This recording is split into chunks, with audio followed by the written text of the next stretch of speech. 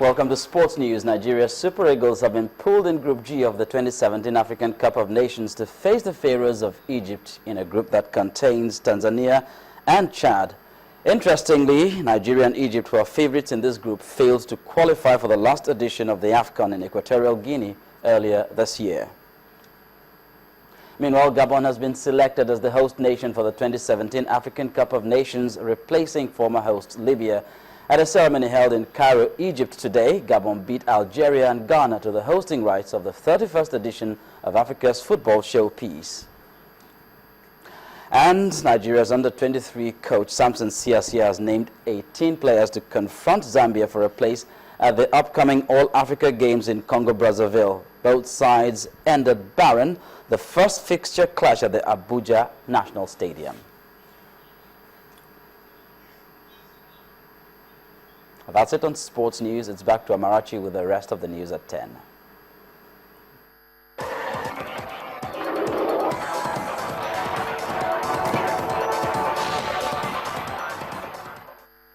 This is the ultimate redefined for men.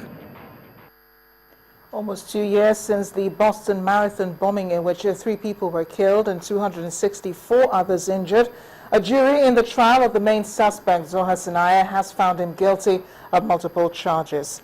The 21-year-old has been facing a 30-count indictment with 17 charges carrying the death penalty. Jurors arrived at the verdict after more than 11 hours of evaluating Sinaya in 2 days of deliberations following 16 days of testimony. They will now decide whether to sentence him to death or life in prison without the possibility of parole.